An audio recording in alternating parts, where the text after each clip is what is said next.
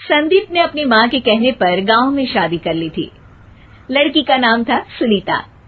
माँ का कहना था एकदम मॉडर्न बहू नहीं होनी चाहिए, लेकिन उन्हें नहीं पता था कि गांव से आने वाली बहू सुंदर सुशील तो होगी और उसको गांव से बाहर भी निकाल लाएंगे, लेकिन उसके अंदर का गांव कैसे बाहर निकलेगा। शादी के कुछ दिन बाद, माँ टिफिन तो देना जरा। बेटा अब तो स्कूल नहीं ऑफिस जाता है, माँ से नहीं अपनी बीवी से टिफिन मांगा कर। ओके माँ। सुनीता टिफिन ले आओ। 1 किलो टिफिन, इसके अंदर पिस्ता डाल दिया है। पिस्ता? पिस्ता क्यों? सास जी ने बोला था ना कि आपको पिस्ता बहुत पसंद है। ओहो, मैंने पिस्ता नहीं पास्ता बोला था, पास्ता। पास्ता? कहीं होता है पास्ता? अरे बेटी तू रहने दे, मैं बना दूंगी। अच्छा किया कि पाव भाजी बनाने का नहीं बोला, वरना किसी के पाव बना देती है। सुनीता को बुरा लगता है, लेकिन उसकी नादान हरकतें कम नहीं होती।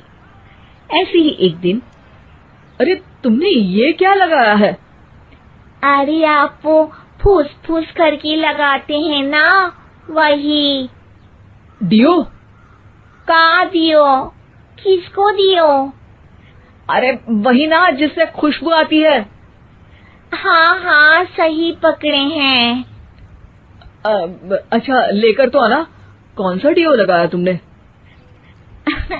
अभी लेकर आते हैं जी। संदीप की बात मानकर सुनीता अंदर से खुशबू वाला फुसफुस लेकर आती है। OMG! OMG मतलब ओ माय गणेश ना। अरे OMG छोड़ो, और ये खुशबू वाला फुसफुस की बात कर रही थी तुम? हाँ इसी की, फिर से सही पकड़े हैं।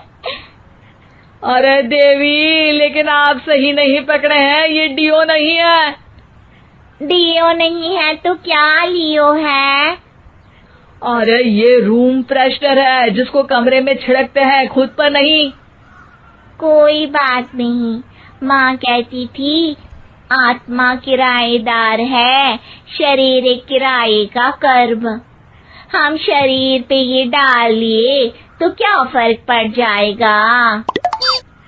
अरे बहू, ओ बहू, मेरे लिए फल तो ले आ, फिर मैं बाजार जाऊंगी। सुनीता अपनी सास के लिए फल लेकर आती है। अरे बेटा, पपीता, तरबूज और सेब फल ऐसे कैसे खा लूं? काट कर तो ले आ। माँ जी, मेरे गांव में तो खेत से उठा के सीधा खा लेते हैं। अरे ये तेरा गांव नहीं है ना। अरे संदीप, तू ही कुछ समझा देना इसको बेटा। मैं कैसे समझाऊं माँ, ये तो माइक्रोवेव को भी भट्टी बोलती है। कल मैंने बोला हाय कैसी हो, तो बोलती है किसी को हाय नहीं लगानी चाहिए। अरे सुनीता, तेरा क्या होगा? अभी तो कैसे बताऊं माँ जी, अभी हम कुछ करेंगे फिर पता चलेगा क्या होगा, लड़का या लड़की। हे भगवान, कहाँ से आ गई है? रामपुर से जी, आप ही तो लेकर आए थे मुझे। अरे मुझे माफ कर दो। पहले कोई गलती तो करिए जी, आपकी तो सारी गलती माफ कर देंगे हम। हाँ अरे बहू, मेरी बात सुन। फल यानी कि फ्रूट जब भी लाए ना तो काट कर लाना, ठीक है? जी ठीक है माँ जी, फल यानी फ्रूट यानी काट के लाऊंगी। सुनीता रोज ही कोई ऐसी हरकत कर देती जिसकी वजह से उसे घर में 2 बातें सुननी पड़ती।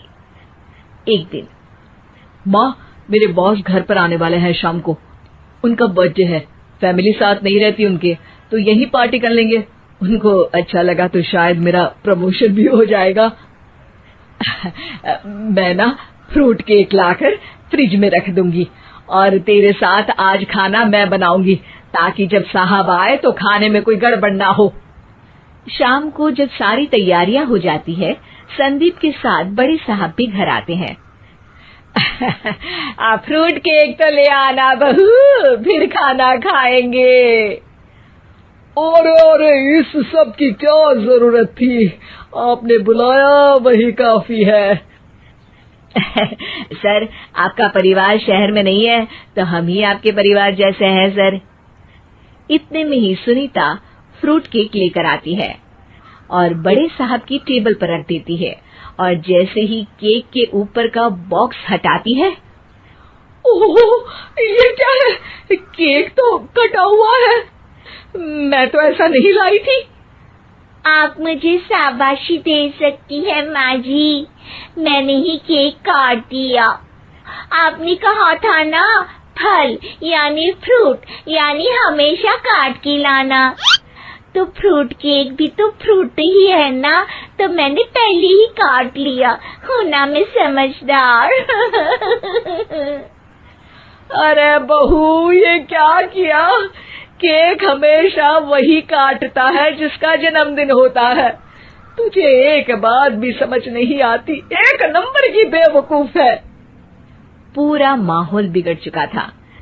संदीप को लगने लगा था कि साहब उसे प्रमोशन तो दूर की बात है, कहीं डिमोशन ना दे दे, लेकिन साहब बीच में ही बोल पड़ते हैं। अरे कोई बात नहीं, ये इनकी बेवकूफी नहीं है, इनका भोलापन है। बेटा आप कहाँ से हो? रामपुर गांव से। अरे वाह, गांव से?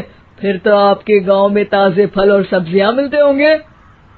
हाँ, सही पकड़े हैं। हम तो काटते भी नहीं, सीधा खा लेते हैं। मैं ना एक बार तुम्हारे गांव घूमने जरूर चलूंगा। क्यों संदीप, ले चलोगे ना? मुझे गांव घूमना बहुत पसंद है।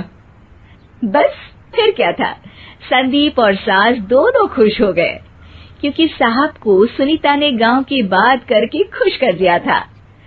अब संदीप का प्रमोशन पक्का था। शिक्षा, कभी भी किसी भी गलती पर घबराना नहीं चाहिए। हो सकता है कि उस गलती की वजह से आगे बड़ा फायदा हो जाए।